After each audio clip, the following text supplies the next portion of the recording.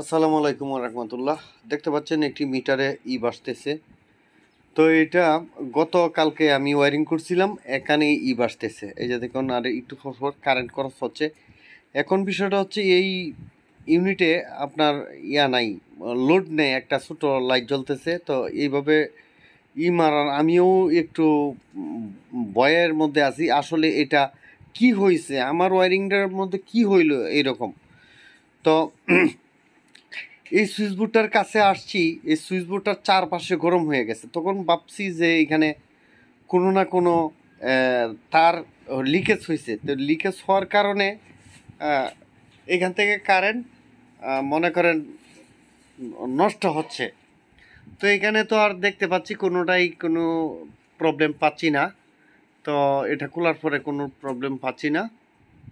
আপনারাও দেখেন, এখানে তারটা ভালোভাবে চেক করলাম, না কোনো প্রবলেম টবলেম পাচ্ছি না। কিন্তু এই সুইচ বোর্ডের চারপাশে খুব গরম হিট হইতেছে। তো এখন এই রেগুলেটরটা খুললাম। তো খোলার পরে দেখি যে আসলে কি হয়। তো বিষয়টা কি, আমি এতদিন আর বুঝতে পারি নাই যে মিটারের অনেকেই প্রশ্ন করছিলেন যে ভাই আমার মিটারে আর্থিং খুলে ফেলাইছি, এরপরেও মিটারে বাসে। আর্থিং খুলেন আর যাই করেন, আপনার ঘরের মিটার পল্লী বিদ্যুৎ আর সাব মিটার যেটাই হোক না কেন, তো ঘরের মিটার থেকে যে দুইটা তার আউট হয়েছে, একটা ফেজ একটা নিউট্রাল, এই ফেজ নিউট্রাল অন্য কোথাও কোনো কিছুর সাথে লাগতে পারবে না। লাগলেই বাসবে আর কারেন্ট বিল বেশি উঠবে 100%। আমার এটা ফেজ লাগছে এই সুইচ বোর্ডের সাথে যদি ফেজ লাগে, যদি লিকেজ হয়, তাহলে বাসার সম্পর্ক তো আর্থিংয়ের জন্য। কিন্তু না, এইখান থেকে যে ওই নিউট্রাল যেটা আসছে মিটার থেকে, সেই নিউট্রাল ব্যবহার না হইয়া, যেহেতু এই ওয়ালটা হচ্ছে আর্থিং, তো ওয়ালের সাথে কারেন্টটা খরচ হচ্ছে এখানে লিকেজ হইয়া। তো সেই জন্যে কিন্তু বাসতেছে আর বিদ্যুৎটা ক্ষয় হচ্ছে। তো এখন আমি এটা অফ করছি, এখন এটা তুলে দিছি সার্কিট ব্রেকার। তো সার্কিট ব্রেকার তুলে দিয়া এখন আমি সুইচ বোর্ডে টেস্টার ধরে দেখলাম যে না, নাই। এই যে তারের যে জোড়া দিছি, এই জোড়ার মধ্যে হয়তো গিয়া স্ক্রুর মাথাটা লাগিয়ে রয়েছে। তো স্ক্রুর মাথা লাগিয়ে রয়েছে। আমি হয়তো এই কাজটা করলে একটু সেভ করে করি, তো আমার বাচ্চাই করছে, যার কারণে এইরকম হয়েছে। এইখানে আমি প্রথম খুলছি, খোলার পরে দেখি বোর্ডের মধ্যে পুরোপুরি কারেন্ট। তো বোর্ডের মধ্যে কারেন্ট হইলে, তো এখন আমি আর্থিংয়ে দেখতেছি, এই আর্থিংয়ের মধ্যে বোর্ডের মধ্যে এই যে উইনার কিন্তু নাটের মধ্যে আর্থিংটা কানেকশন থাকে। তো আর্থিং গিয়ে সবটি সুইচ বোর্ডে কারেন্ট হয়েছে। তো এখন আমি যখন এই সুইচ বোর্ডটা খুলছি, এখন আর দেখেন নাই, মানে এইখান থেকেই, এই সুইচ বোর্ড থেকেই আপনার এই সমস্যা হয়তো এখন আর প্লাস মারে না, দেখতে পাচ্ছেন। তো এই ভিডিওটা করছি এই কারণে, তো এই ভিডিওটার কারণে দেখেন এখন আর কোনো প্লাস মারে না। আর আগে লাফাইতেছিল আর ঘন ঘন করছে, ঘন ঘন মারতেছিল, এখন আর মারে না। তো আপনাদের যাদের মিটার উঠে, তা আপনি জানবেন যে 100% আপনার ওয়ারিং সমস্যা আছে। মানে কোনো নিউট্রাল হয়তো অন্য ফেজের সাথে লাগাইতেছেন, বা কোনো নিউট্রাল কোনো আর্থিংয়ের সাথে লাগাইতেছেন, বা কোনো ফেজ এই মিটারের ফেজ আরেক মিটারের নিউট্রাল লাগাইতেছেন, কিংবা আরেক মিটারের ফেজ এই মিটারের নিউট্রাল লাগাইতেছেন। মানে কোনো না কোনো আপনি ভেজাল করছেনই, যার কারণেই এই মিটারের মধ্যে বাসতেছে। এখন আর এখানে নাই। তো এই সুইচ বোর্ডটা এখন আমরা লাগাই দিব। এখন চেক করলাম, চেক করে ওই কোনো কোনো তার মার লিকেজ হয়েছে না। বিষয়টা হয়েছে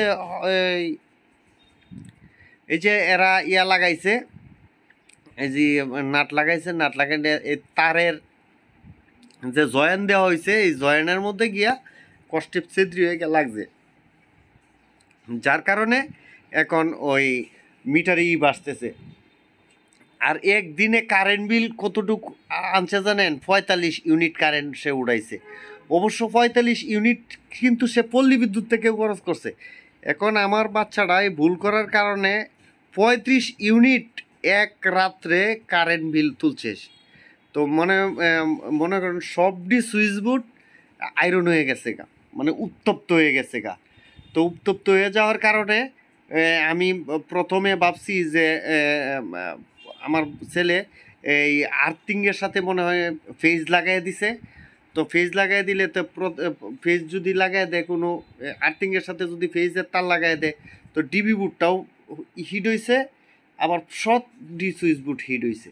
তো হিট হওয়ার কারণে তো প্রবলেম, আমি এখন কোনটা না কোনটা করবো। তো আমি যখন টেস্টার দিয়ে টেস্ট করতেছি, টেস্টার দিয়ে এই সুইচ বোর্ডটার মধ্যে টেস্টারটা কাছাকাছি জ্বলে উঠছে।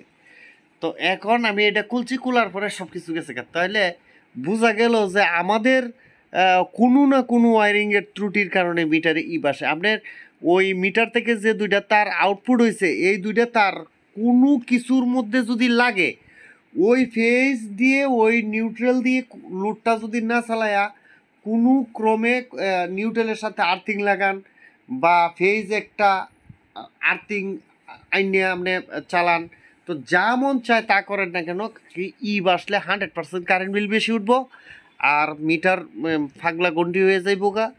আর বিষয়টা হচ্ছে কি, এইটা সারতে হইলে আপনার ওয়ারিংটা চেক দেওয়া লাগবো ভালো করে।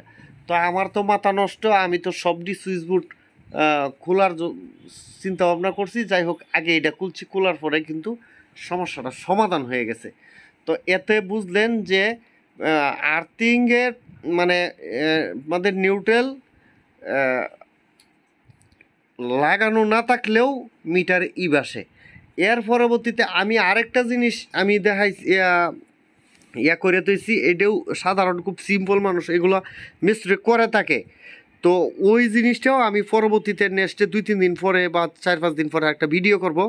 তো এই বিষয়টা আমি যখন প্রথম ভিডিওটা করছি, পরে আর ওই মিটার বাসে করে এই জিনিসটা আমি করতে পারি নাই। এখন কিন্তু এটা আমি শনাক্ত করতে পারছি যে মিটারে কি কারণে ভাসে। তো মিটারে কি কারণে ভাসে আমি তো বলছি, এই মিটারের ফেজ আরেক মিটারের নিউট্রাল, বা আপনার এখানে দুইটি নিউট্রাল রয়েছে, মিটার আছে, 2 মিটারের নিউট্রাল এক করিয়া লাইছেন, বা দুইটি মিটার রয়েছে 2 মিটারের ফেজ একত্রে করে ফেলছেন, বা ওই আপনার নিউট্রালের সাথে কোনো এই আর্থিং লাইগে রয়েছে, মানে কোনো না কোনো কিছু আপনার এখানে ঘটছেই। তো গড়ার কারণে কিন্তু মিটারে বাসতেছে। মানে আমরা যে আরসিসিবি সার্কিট ব্রেকার লাগাই, যেমন ফর্শকাতর এই আপনার এনার্জি মিটার যেগুলো ডিজিটাল, এগুলো যদি থাকে তাহলে এইরকম ফর্শকাতর আপনি যা কিছু করবেন একটু ফল্ট হলেই মিটারে বাসা শুরু করে দিব। তো আশা করি আপনারা এই জিনিসগুলো খুঁজবেন যে মিটারে যদি বাসে তো দেখবেন 100% এই ওয়ারিংয়ে প্রবলেম আছেই, একদম 100% ওয়ারিং প্রবলেম আছে। ওয়ারিংটা চেক করলেই বের হয়ে যাবে। তো আপনি কীভাবে চেক করবেন, যে দেখবেন প্রথমে ওই নিউট্রালের সাথে কোনো আর্থিং লাগালে আছে কিনা, বা এই নিউট্রাল এই মিটারের না ওই আরেক মিটারের ফেজ দিয়ে চলতেছে কিনা, বা এই আরেক মিটারের ফেজ আর এই মিটারের নিউট্রাল দিয়ে চলতেছে কিনা, মানে কোনো নিউট্রাল কেউ এইখান থেকে নিয়ে অন্য কোথাও লাগাইছে কিনা, অন্য কোনো লাইটে, বা মিটারের বাহির থেকে মিটারের বাহির থেকে নিউট্রাল আইনে লোডে প্রবেশ করাইছেন কিনা, এইগুলা সব কিছু জিনিস